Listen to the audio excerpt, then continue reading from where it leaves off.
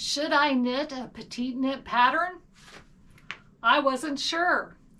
I've been seeing them around for the last couple of years, and they are very beautiful, classic, timeless pieces. And the designer, her name is Met, is from Denmark. She is a small, little, very cute, very pretty, and very smart woman who started off with baby patterns, and that's where the word petite comes from, is the baby patterns, but she is petite in the way that we use it in the United States too. She models all of her own designs and looks wonderful in all of them. I think she probably looks good in everything, but she's got extremely good photography too. So the patterns, though they seem to be kind of basic, they all look so good on her that I think a lot of people are drawn to them. And I kind of wondered if they looked good on all kinds of people and not just somebody who is teeny tiny and can wear anything and always looks good. But looking around on YouTube and Instagram, many people have knit the patterns, and it's people of all sizes. So I felt like she does a good job designing things that look good on a variety of body types. I was kind of perusing through the patterns to see which one I might want to make, and I settled on the Sonja Sweater for a couple of reasons. One, I have some yarn in my stash that I really wanted to use, and it's a discontinued yarn, so I can't really use that in any of my new designs. I can use it on prototypes, but I don't want to use a yarn that isn't currently available for a pattern debut, because if people can't get the yarn that you knitted in, they may not want to knit it at all. And a lot of people will knit it in a variety of different yarns, but you want the yarn that your sample is in to be commercially available, and this one is not anymore. So I really wanted to use that yarn, but I couldn't use it on my own pattern, so I figured this was a good opportunity to give Petite Knit a try and to also use this yarn at the same time. The yarn that I chose is Kelly & Co, and this is from Skeins in New Zealand. They're no longer offering this yarn.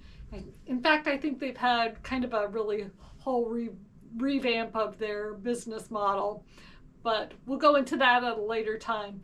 But I had plenty of this. It is a heavy worsted weight or almost Aran weight yarn. I used it with size 8 needles, which is what the pattern suggested, and I got the gauge of 17 stitches in 4 inches. I have used this yarn on plenty of other projects, so I'm very familiar with how it performs.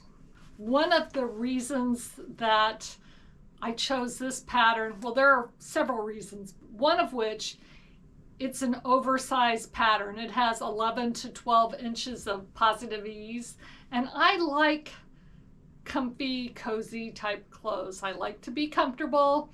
That's the kind of thing I would wear both out somewhere, like I would wear it to church, maybe with trousers. I would wear it at home with jeans or hiking pants. You could wear it over a flowy dress too. Though it's kind of rustic because of the yarn and it's oversized, it's still very polished. It has a rolled hem on the crew neck, which I think is a fantastic look. It just looks a little more finished and professional than straight up ribbing. It also uses an Italian bind off on the sleeve hems and around the bottom. And I think that's a very nice look too. So those are some of the reasons that I chose this particular pattern. And I was a bit unsure whether I wanted something with that much positive ease, and kind of tried it on during knitting several times. And I really like it. It doesn't seem as large and oversized as I thought it would. The size that I made was a size small. The size small is for bust sizes between 33.5 and 35.5 inches, which gives you a finished sweater that measures 47.5 inches around. So I'm at 34, so a little more than 12 inches. It's more like 13, a little more than 13 inches on me. But you know, you can only write the pattern for so many sizes, so it's not always going to be exactly 11 or 12 inches. I could have picked the size down, which would have been 45 inches, but I just went with the size that she indicated would fit my size. Now I will say, because the Kelly & Co. is no longer available, I looked on KnitPicks because I just became a KnitPicks ambassador, and I can give you a code to get 15% off on KnitPicks yarn. Makes me a little bit of yarn credit, not actual cash money, but yarn credit, and that's always a good thing. So my code for that is AKP, where is that at? AKPwiseowlknitss with 2 S's. And I'll put that on the screen here and in the show notes. I've also, if you're watching on TV, there's a QR code here, and that QR code will take you directly to the show notes that are on my blog. And there's a link that you can click there for the KnitPicks yarn too.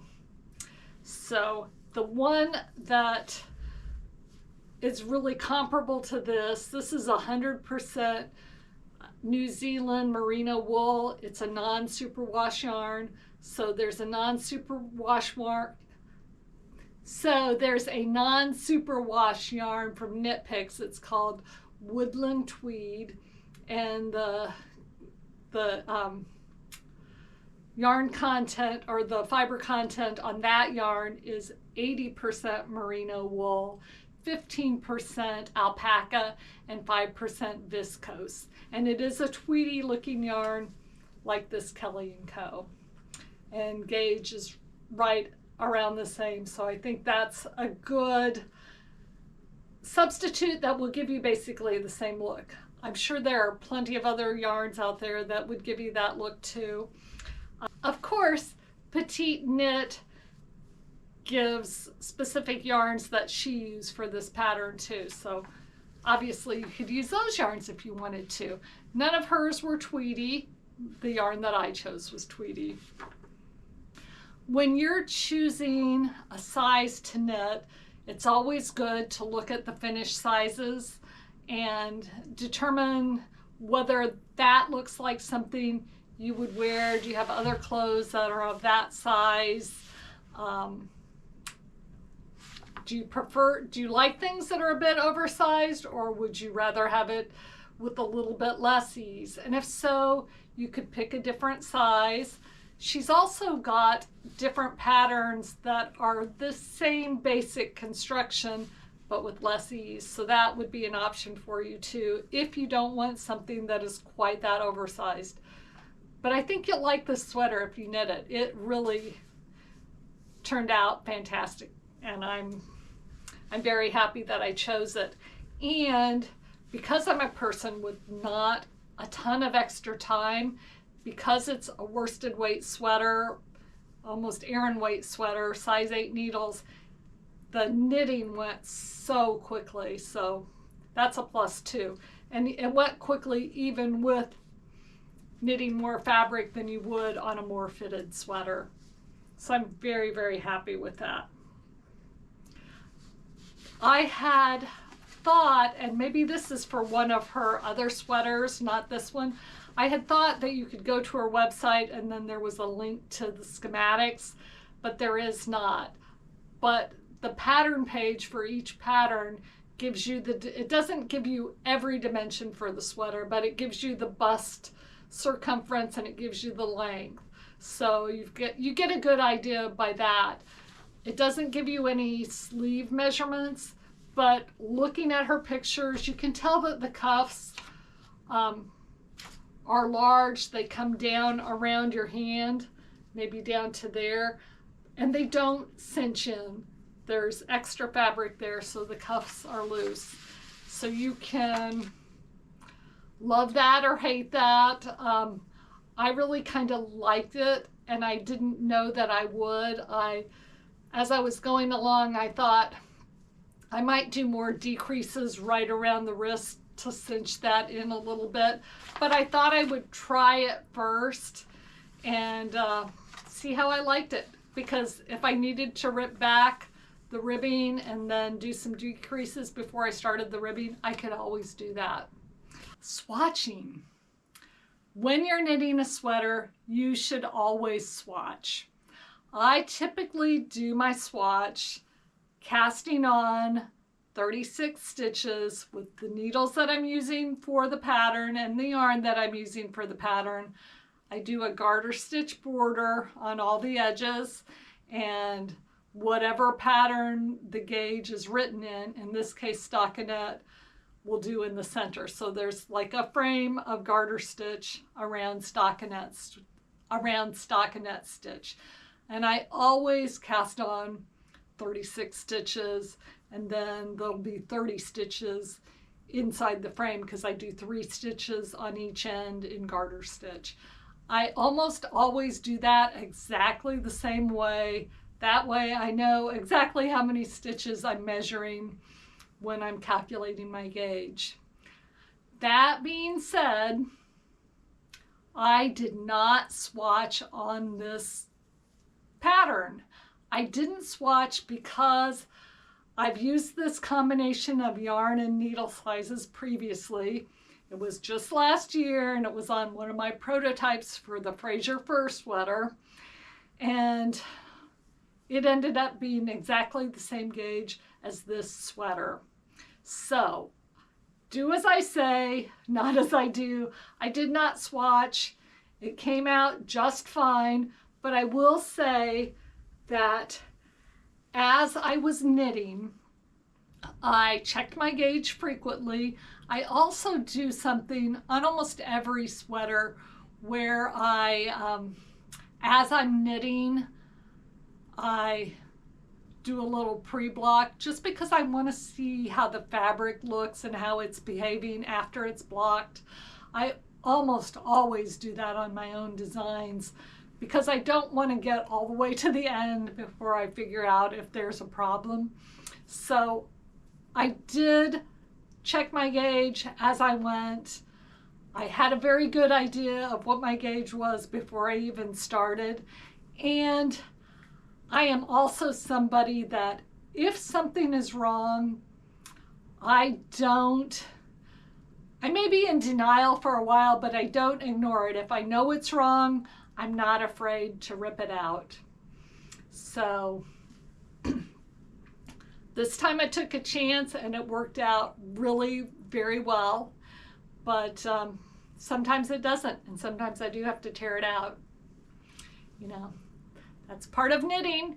Every time you tear something out, you learn something. So I don't love to do that, but I'm happy to do that to get the desired results too. So the pattern starts at, you cast on for the back yoke, and you knit the back yoke and do some shaping, a little bit of shaping for the neckline and some shaping for the underarm, and then you put the back yoke on waste yarn or try-on tubes, stitch tubes to just hold on to until the front is the same length as the back. This is the back of the sweater, and you can see there is a line right here, and that's where the back came up to. Then you pick up stitches along the back to begin the right front and the left front. And you can see there's kind of a triangle here. Let's see. You can see there's kind of a triangle. So you pick up along this seam and then you do some short rows to make an increased amount of fabric here towards the top of the shoulder. So that just makes the back ride up a little bit more and fit on your body a little bit better. So short rows there, then you come around and you work each side of the front, shaping the neckline as you go, and then work down to the bottom of the armholes. Once you're at the bottom of the armholes, you join the front and the back, and then you knit in the round in stockinette stitch until you get to the bottom ribbing. And once you join under the armholes, you just work in stockinette stitch around and round until you come to the ribbing. Now here's where I did make an adjustment. Rather than doing just the standard 1x1 rib, I did a half twisted rib. And for that half twisted rib, I knit into the back loop of the knit stitches and then just purled the purl stitches as normal. So I did that just because I like the more defined line that gives you. And again, if I did not like that, I could always pull it back and do a regular rib, but I really am very happy with the way it turned out. I do have a tutorial on KnitWiser demonstrating the half twisted rib, though if you're a knitter that's been around for a while, you probably are pretty well aware of how to do that. But just in case, if you need a refresher on that, I've got a tutorial. And then the bottom of the hem is finished with an Italian bind off. And I've also got a tutorial on KnitWiser about the Italian bind off. So I had done a tubular bind off before, and the process of doing the tubular and the Italian bind off, once you're to the part where you're actually doing that, and you do that with a tapestry needle, both are the same.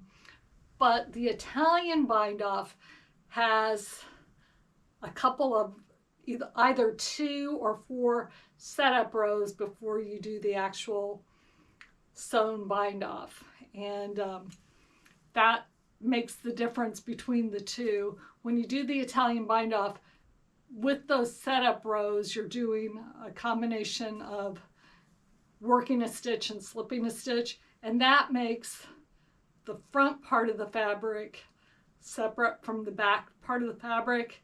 And then when you do the sewn bind off, it just kind of makes a dome that gives a nice rounded edge to the fabric.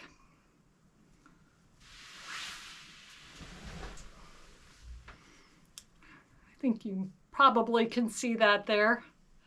Let me hold that up a little more so you can see that. So once the hem is bound off, then you pick up stitches around each armhole. And this is a drop shoulder sweater, which means the sleeve basically comes straight out from the sweater. But you can see there's a bit of a curve to this right up in this section. And that is achieved because there are short rows at the top of the sleeve cap on each side. So you pick up stitches, you work the short rows on the sleeve cap, and then you decrease slightly down to the wrist. Not a ton of decreases on the sleeve, but a few. And then again, you're doing the same 1x1 ribbing at the end. Both ribbings are 4 inches long or 10 centimeters long. So nice, good amount of ribbing, which I think just adds a look of quality to the sweater. So those were done. And then there is again the Italian bind off on each sleeve. So the sleeves are done, and now it's time to do the collar. So I'm inserting a picture here that shows what the collar looks like before you pick up stitches for the crew neck, and it looks like it is so large, but once you get the stitches picked up and knit the ribbing, it just draws all that in and gives this such a nice finished look. Again, 1 by 1 ribbing, half twisted ribbing. So you do that for a specified number of rows, and then you do a slip stitch pattern that makes it lay nicely when you fold it over. Then you continue ribbing for a few rounds, and then you attach the inside of the collar to the inside of the sweater. And when I did that on this slip over here, I sewed the I bound off and then sewed the inside edge to the sweater. In this Sonja sweater, you do it as a part of the bind off. So every other stitch, you knit together a stitch from the collar with a stitch from the inside of the sweater where you picked up the sleeves, and knit those together and then bind off. So I don't know that there's an advantage of doing one over the other. I have heard from other people that some of the Petite Knit sweaters do a sewn attachment inside, and others use this method where you're knitting two together in the bind off. So a stitch from the crew neck and a stitch from the sweater. I'm very happy with how it turned out. It's got plenty of stretch, can easily get over my head, and I'm very happy with how it turned out. So now all the knitting is done. I've woven in my ends, and it's time to block.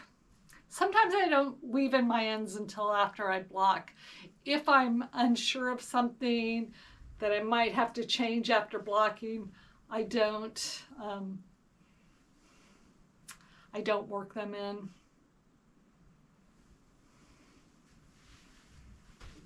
And now it's time to block the sweater. I typically put the sweater in my kitchen sink, turn the water on cool, and soak it till it's through. Sometimes I put in the stopper and let it soak in water for a while. This time I just used the spray nozzle and got it all wet, turned it over a few times as I'm getting it wet, got out a beach towel. I kind of squeeze excess water out, but I don't ever twist or pull. Just gently squeeze to get some water out, and then I'll lay it out on a beach towel and roll it up and squeeze it inside the beach towel so that the towel can absorb the excess water. Then I take it downstairs to my blocking area.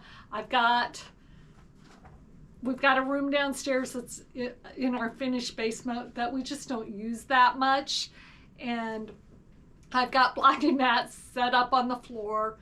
If we're going to have people over or need that room for something, I can easily take those blocking mats up, but I leave them out most of the time because really I'm the only one that uses that area right now. So I laid the sweater out on the blocking mat. I did put my ruler on it to make sure that the sizes, the dimensions, both directions were what I wanted them to be, and I turned my fan on. I always have my fan down there just because it speeds up the drying process.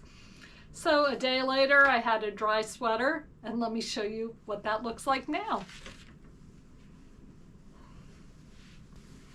I love this color. It's kind of the color of my logo. It is called Jade, so it leans a little more green than blue, but just really happy with how it turned out. I'll move my chair out of the way here. Let's see, which way do I go? See, so it's oversized, but not not to the point of looking sloppy. And the sleeves are roomy, but I don't think they look sloppy either. The cuff does come down on my hand, but it doesn't really get in the way. And if I'm doing something that I need it pulled up, I can just pull it up a bit.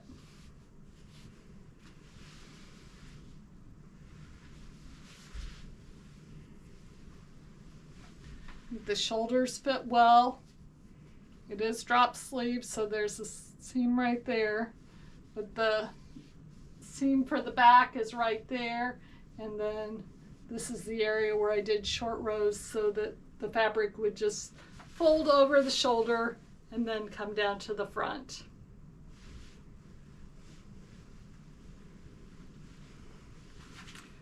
So this is the Sonja sweater. I'm really happy I took the time to knit it. I think I will do other petite knit patterns in the future. I did decide I've only got so much knitting time and I need to knit my own designs, but I have committed that I'm going to try and knit some other people's patterns this year and just see what they're doing and the way they do things. And I think next I might do a ranunculus. Have you done those?